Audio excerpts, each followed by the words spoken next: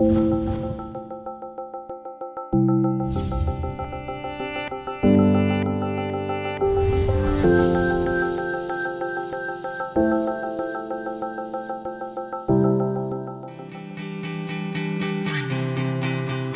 protection has helped lift millions of people out of extreme poverty.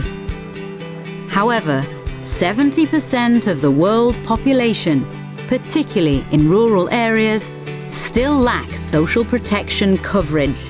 Social protection is a key ingredient in any strategy for rural poverty reduction as well as for reducing and eliminating hunger. It's important for countries to scale up, to invest resources in the expansion of coverage of social protection, particularly to the rural poor.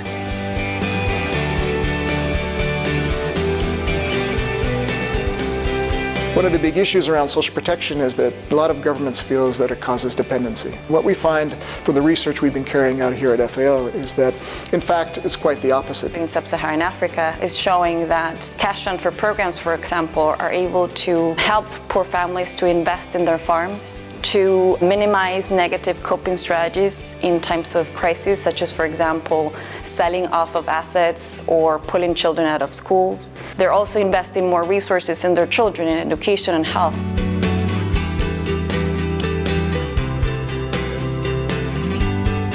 It's a critical, I think, argument in terms of the economic potential of social protection. It's not only an assistance and social program, but it's also contributing to economic transformation. You're creating increasing purchasing capacity around these households, which are investing in their local shops, in their local farms.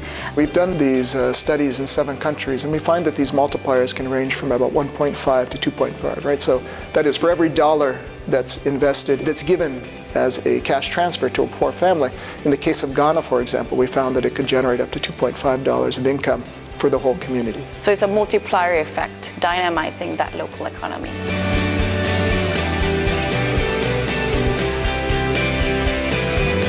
It's not the magic bullet, right? It's not going to solve the problem by itself, but it's an important part of the solution. So you need to combine social protection with livelihood interventions so that households can sustainably move out of poverty. Linking social protection beneficiaries with agricultural training, with input subsidy programs, with savings programs. If we want to achieve the Sustainable Development Goals by 2030, we need to start setting up these systems and scaling them up nationally. It takes a decade or two to build up these programs. So that's why we have to start now.